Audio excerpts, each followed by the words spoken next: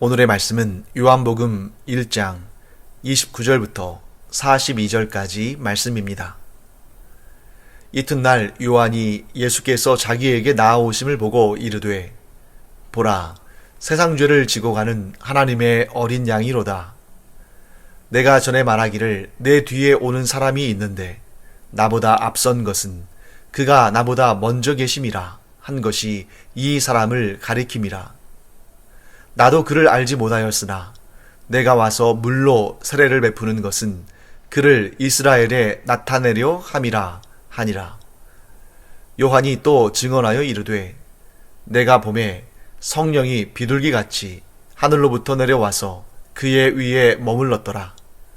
나도 그를 알지 못하였으나 나를 보내어 물로 세례를 베풀라 하신 그이가 나에게 말씀하시되 성령이 내려서 누구 위에든지 머무는 것을 보거든 그가 곧 성령으로 세례를 베푸는 이인 줄 알라 하셨기에 내가 보고 그가 하나님의 아들이심을 증언하였노라 하니라. 또 이튿날 요한이 자기 제자 중 두 사람과 함께 섰다가 예수께서 거니심을 보고 말하되 보라, 하나님의 어린 양이로다. 두 제자가 그의 말을 듣고 예수를 따르거늘 예수께서 돌이켜 그 따르는 것을 보시고 물어 이르시되 무엇을 구하느냐? 이르되 랍비여 어디 계시오니이까 하니 랍비는 번역하면 선생이라. 예수께서 이르시되 와서 보라.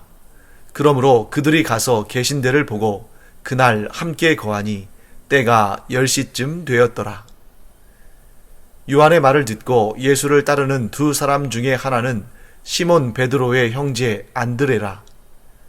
그가 먼저 자기의 형제 시몬을 찾아 말하되 우리가 메시아를 만났다 하고, 메시아는 번역하면 그리스도라. 데리고 예수께로 오니 예수께서 보시고 이르시되 내가 요한의 아들 시몬이니 장차 게바라 하리라 하시니라. 게바는 번역하면 베드로라. 자, 오늘 본문에는 세례 요한이 예수님을 알아보는 장면이 등장합니다. 두 번이나 등장하죠. 그래서 이 세례 요한이 예수님께서 자신에게로 나오시는 모습을 보면서 이렇게 처음에 말합니다. 보라, 세상 죄를 지고 가는 하나님의 어린 양이로다.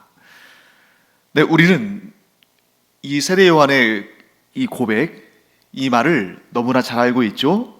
그리고 또한 너무나 당연하게 세례 요한이 묘사하는 메시아가 고난과 희생과 곧 대속 제물로 바쳐 드려지는 그러한 또 순환의 메시아, 고난 받으시는 메시아, 십자가에 달려 죽으시는 대속의 그리스도에 대한 정의, 묘사, 고백이라고 우리는 생각합니다.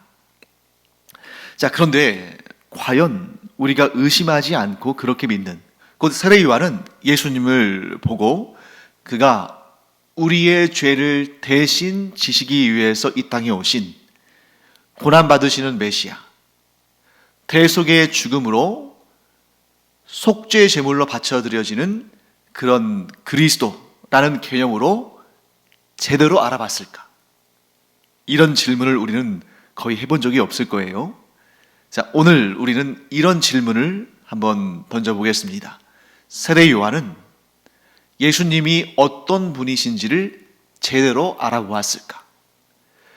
세례 요한은 분명히 예수님이 메시아이신 것을 알아봤습니다. 세례 요한은 분명히 예수님께서 그리스도이심을 알아봤어요. 하지만 과연 세례 요한이 예수님을 제대로 예수님의 그리스도이심의 의미를 온전히 알아보았을까? 이해했을까? 하는 그런 질문을 오늘 한번 우리가 집중적으로 살펴보도록 하겠습니다. 일단 이 문제에 있어서 오늘 세례 요한의 진술 가운데 우리가 주목해 봐야 되는 표현은 두 가지입니다.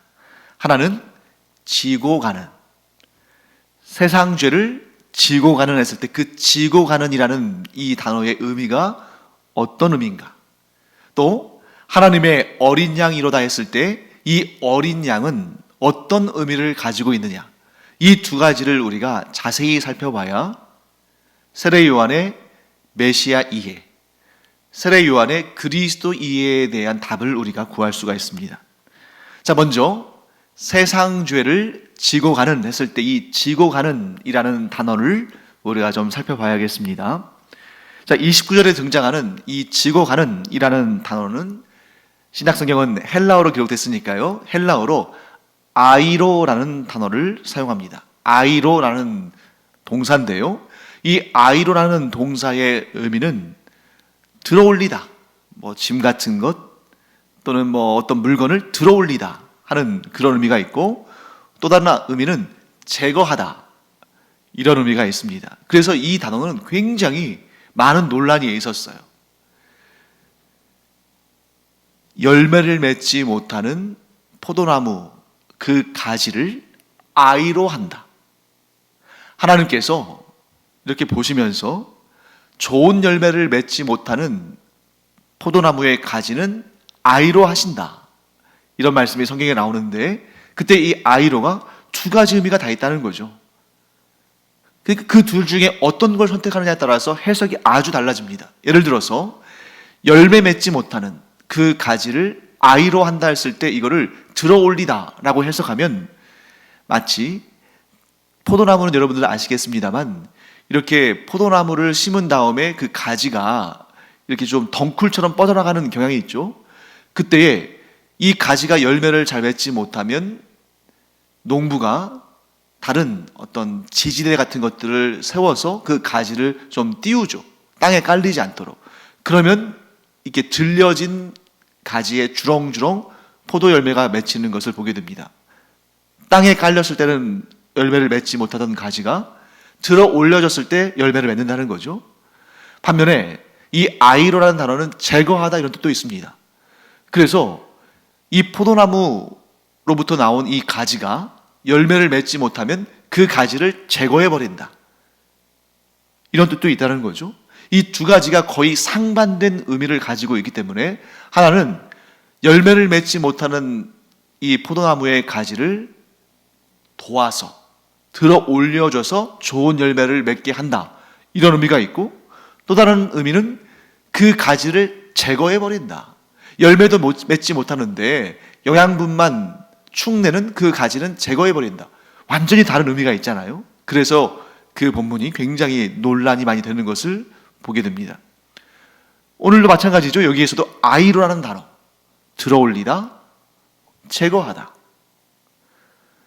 그래서 보통은 죄를 짊어지고 가다, 즉 구약의 속죄 제사에 사용되는 희생제물이 죄를 짊어지고 가다 할 때에는 이 아이로라는 단어를 쓰기보다는 페로라는 단어를 씁니다.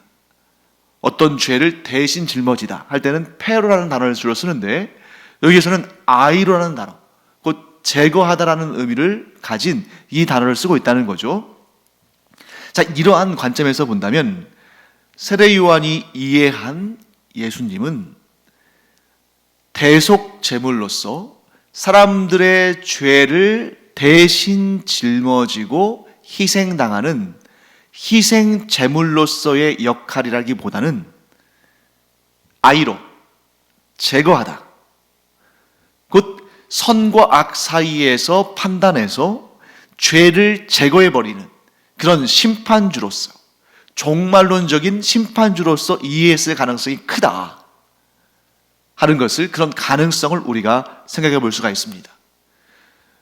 곧 세상죄를 지고 가다 했을 때 그 지고 가다라는, 우리말로 지고 가다라고 번역된 이 헬라어 단어 아이로는 아마도 제거하다라는 의미로 썼을 가능성이 크고, 왜냐하면 죄를 대신 짊어지다 할 때는 페로라는 단어를 쓰니까 이 아이로라는 단어를 썼을 때는 죄를 제거하다, 심판주로서 선악간에 판단하여 그 죄를 제거하는 그런 심판주로서의 메시아를 의미했을 가능성이 크다, 이렇게 보는 거죠.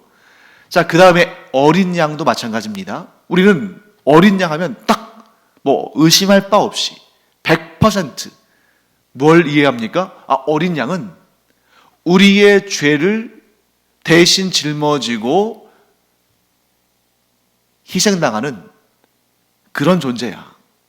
그래서 우리가 이러한 이미지, 이러한 의미를 우리가 아주 강하게 갖게 된 것은 구약의 출애굽기에 등장하는 유월절 어린 양이죠.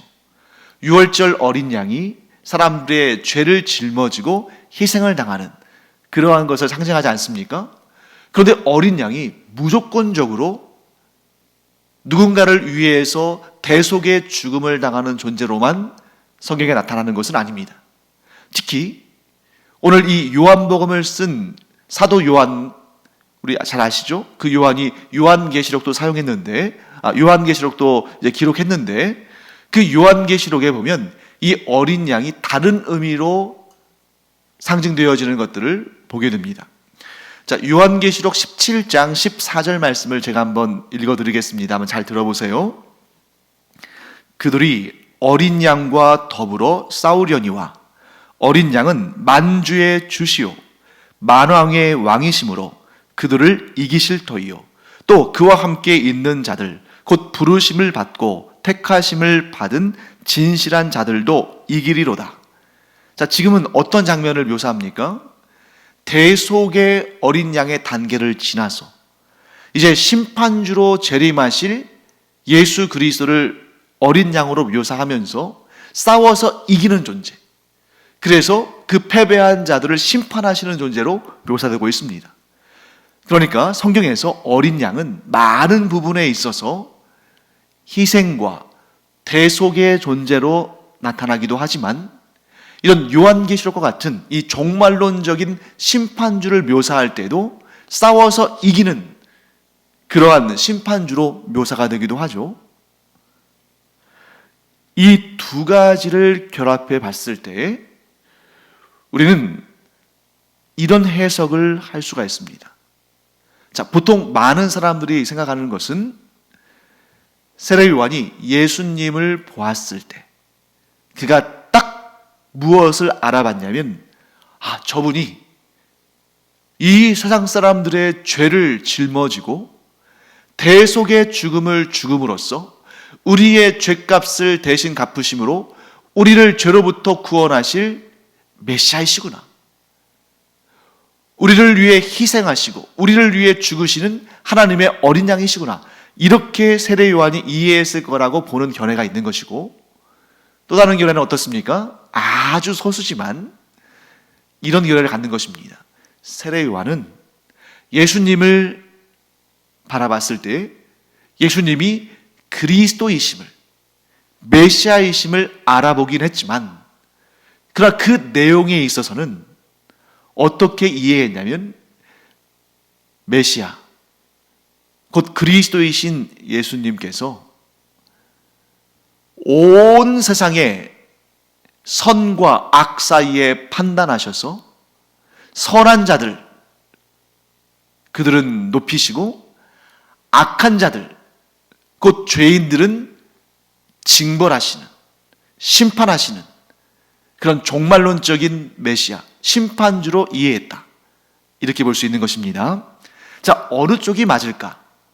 우리가 이 본문을 쭉 봤을 때는 별 거리낌 없이, 별 이렇게 주저함 없이 첫 번째, 곧 사람들의 죄를 대신 짊어지고 그 죄값을 대신 갚아주는 그 속량의 제물, 속죄의 제물로, 희생 제물로 쓰임받은 하나님의 어린 양이다.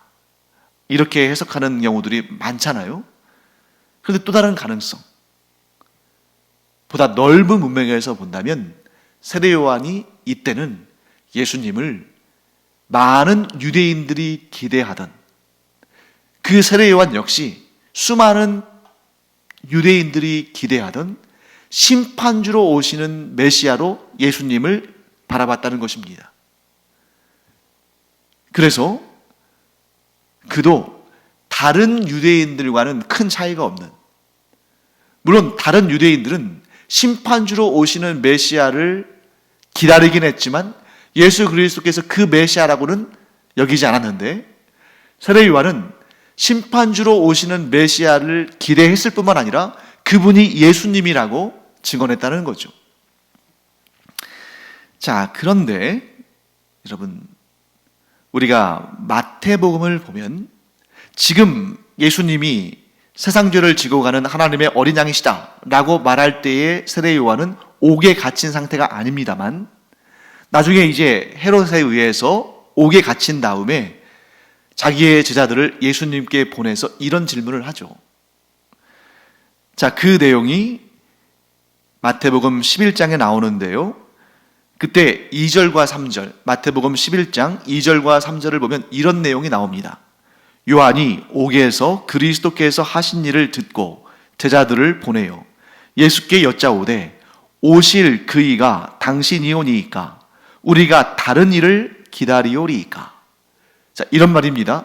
예수님에게 제자들을 보내가지고 지금 옥에 갇힌 요한이, 당신이 과연 하나님께서 보내신다고 약속하신 그 메시아가 맞습니까? 아니면 우리가 다른 메시아를 기다려야 됩니까? 당신이 아니라면 아니라고 말해 주십시오. 그래야 우리가 다른 메시아를 기다릴 거 아닙니까? 자, 이 얘기는 그 속에 어떤 의미를 깔고 있는 거죠? 내가 볼 때 당신이 하나님께서 보내신 메시아라고 생각했는데 지금 보니까 좀 아닌 것 같기도 하다. 그러니 확실하게 드러내어 달라 하고 얘기한 거죠. 그러면 세례 요한은 왜 아닐 수도 있겠다. 처음에는 예수님이 메시아라고 확신했는데 왜 지금은 아닐 수도 있겠다라는 생각을 했을까? 자신이 옥에 갇혀 있으니까 믿음이 흔들리는 걸까요? 물론 그럴 수도 있겠습니다만, 예수님께서 행하시는 일들을 보고 들으면서 내가 생각한 메시아하고는 좀 다른데 하는 그런 생각을 했을 가능성이 큽니다. 자, 그래서 예수님께서 요한에게로부터 온 그 제자들에게 이렇게 말씀하십니다. 마태복음 11장 4절, 5절, 6절 말씀인데요, 예수께서 대답하여 이르시되 너희가 가서 듣고 보는 것을 요한에게 알리되 맹인이 보며 못 걷는 사람이 걸으며 나병 환자가 깨끗함을 받으며 못 듣는 자가 들으며 죽은 자가 살아나며 가난한 자에게 복음이 전파된다 하라. 누구든지 나로 말미암아 실족하지 아니하는 자는 복이 있도다 하시니라. 지금 예수님께서 세례 요한의 제자들에게 가서 전하라고 하신 이 메시지는 세례 요한이 원하는, 또 유대인들이 고대하는 메시아의 모습이 아닙니다. 그들이 고대하는 메시아의 모습은 무엇입니까?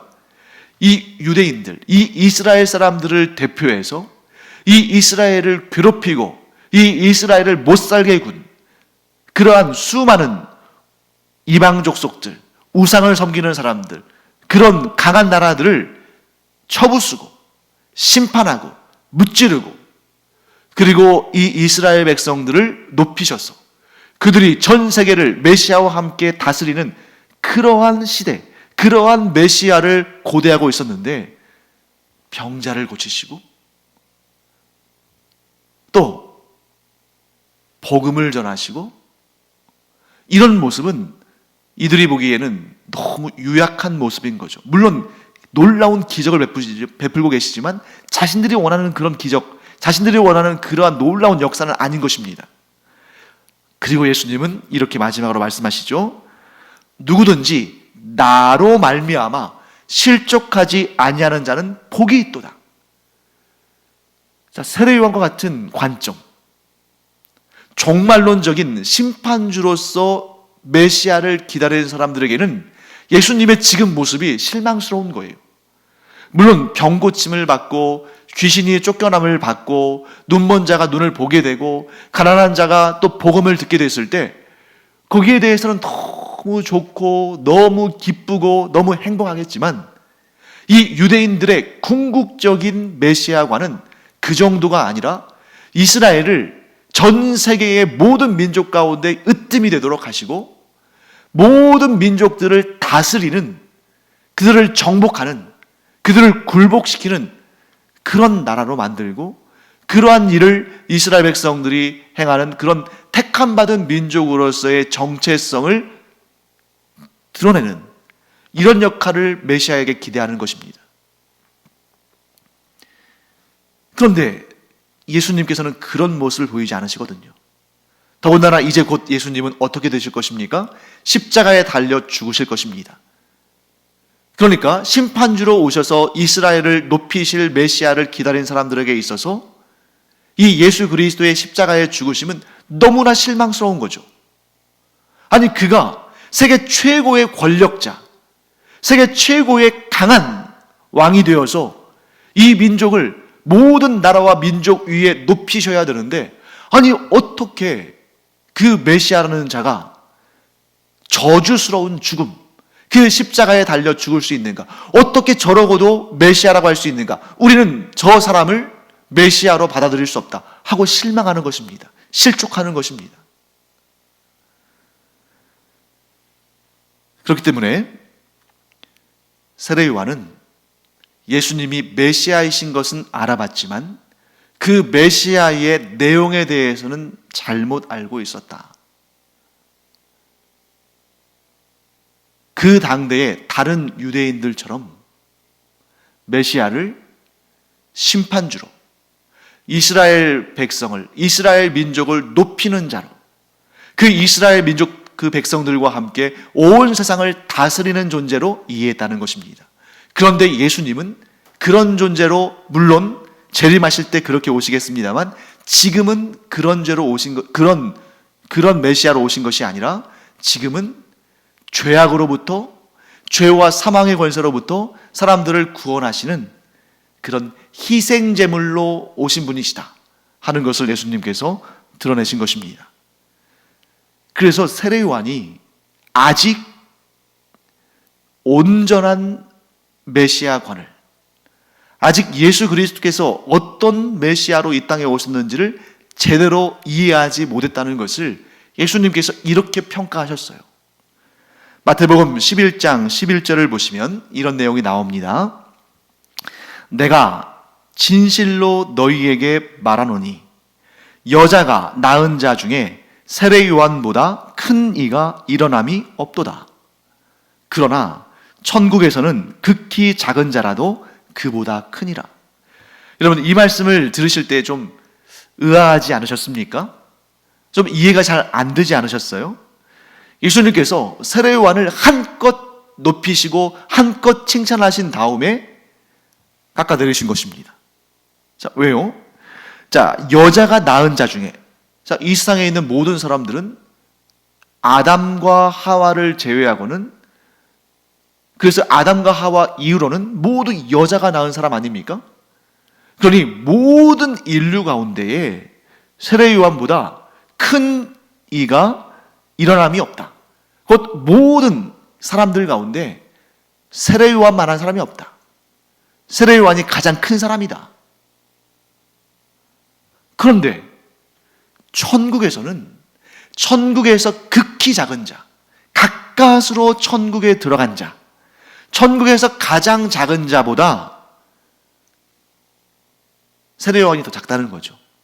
이렇게 말씀하십니다. 천국에서는, 그 천국에서 가장 작은 자라도 세례 요한보다 크다. 이게 무슨 말일까? 세례 요한은 이 땅에서 사람들이 할 수 있는 일 가운데 가장 훌륭한 일을 했습니다. 그것은 무엇입니까? 말라기서 마지막 구절에 예언된 그 사역을 세례 요한이 행한 거죠.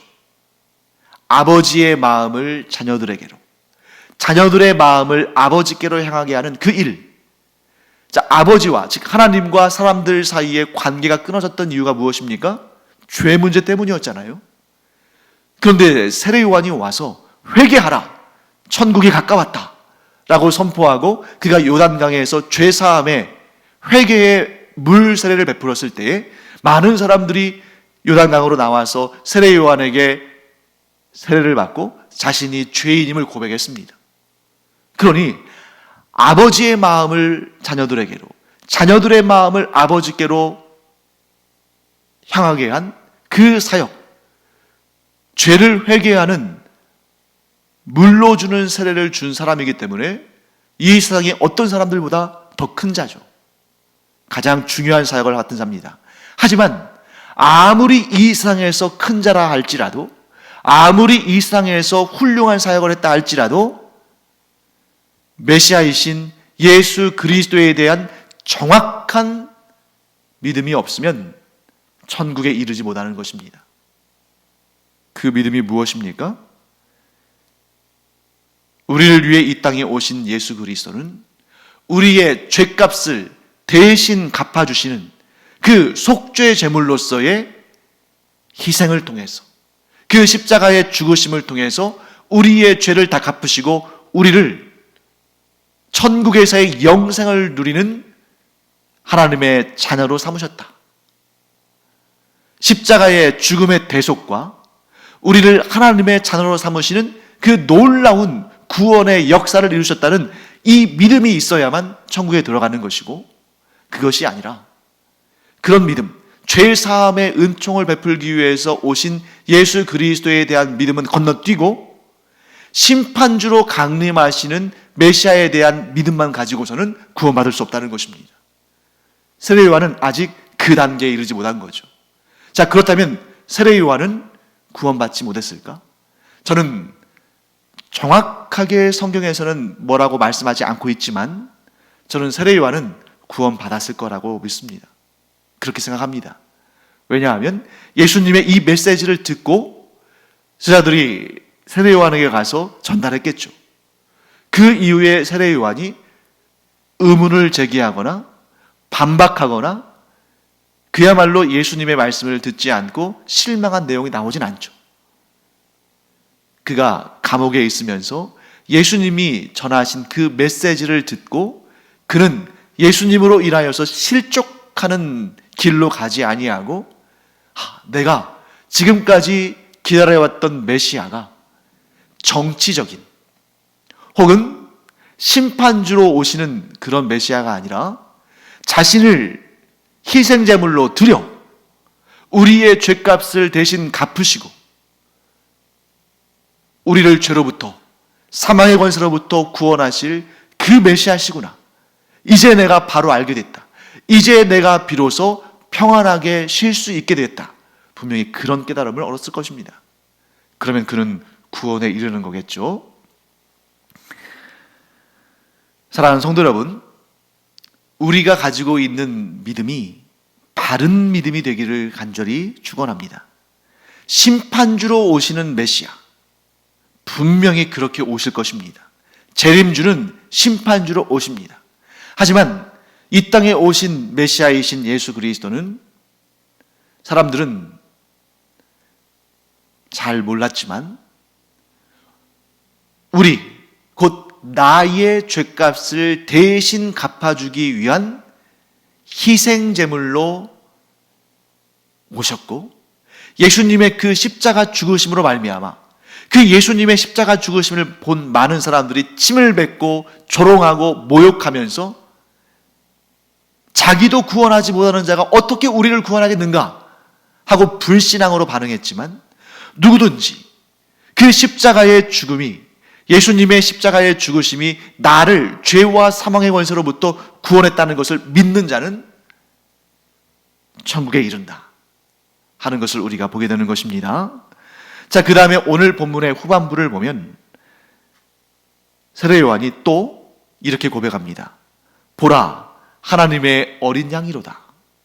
그때 그 이야기를 듣고 요한의 제자 둘이 예수님을 따릅니다.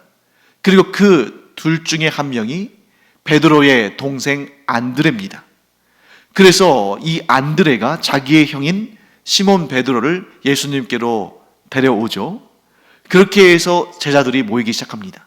그런데 이 제자들도 예수님이 어떤 메시아인지를, 예수님의 그 메시아의 사역이 어떤 것인지를 잘 몰랐어요.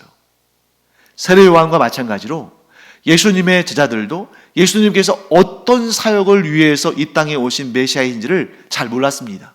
그들도 세례 요한처럼 이 대속의 죽음을 죽기 위해서 오신 메시아로 이해하기보다는 그것을 건너뛰고 선악간의 세상을 판단하시고 심판하시는 심판주로 오실 메시아를 먼저 생각한 거죠. 그렇기 때문에 그들은 예수님께서 십자가에 달려 죽으시겠다고 그 순환과 십자가 죽음을 여러 번 말씀했음에도 불구하고 그걸 막 막아섰습니다. 특히 베드로가 그랬죠. 주님, 그럴 수 없습니다.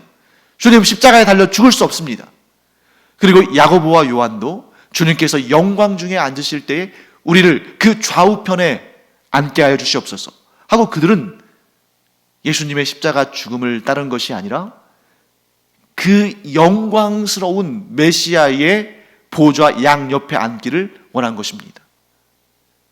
그래서 그들은 잘못된 메시아관을 가지고 있었기 때문에 예수님께서 십자가에 달리실 때 다 도망가 버렸어요. 그리고 실족해서 갈릴리 호수로 물고기를 잡으러 갔습니다. 하지만 십자가의 죽음으로 돌아가신 다음에 부활하신 예수님을 만난 다음에서야 진정한 메시아가 어떤 분이신지를 깨닫게 됐죠. 우리가 이 세례 요한이 고백하는 메시아, 제자들이 부활하신 예수님을 만나기 전에 갖고 있던 메시아관이 잘못된 것이었고 그런 믿음을 가지고는 천국에 이를 수 없다 하는 것을 우리가 알게 됩니다. 그래서 오늘 우리를 돌아보기 바랍니다. 내가 가지고 있는 메시아관이, 내가 가지고 있는 그리스도에 대한 이해가 바른 것인가? 그렇지 않다면 우리가 바르게 신앙을 가져야 할 필요가 있습니다. 예수 그리스도의 그 십자가의 죽으심은 잘못된 메시아관을 가진 사람들에게는 저주스러운 일이요, 실패요, 낙심거리고 실족한 만한 일이었지만 그 십자가의 죽으심으로 인해서 내 죄가 사함을 받고 그를 구주로 영접하는 자마다 죄와 사망의 권세로부터 벗어나서 영원한 천국에서의 영생을 누리는 구원을 얻게 되었다. 이 믿음 굳건히 가지시고 흔들리지 않는 우리 모두가 되기를 간절히 축원합니다. 기도하겠습니다. 하나님 감사합니다.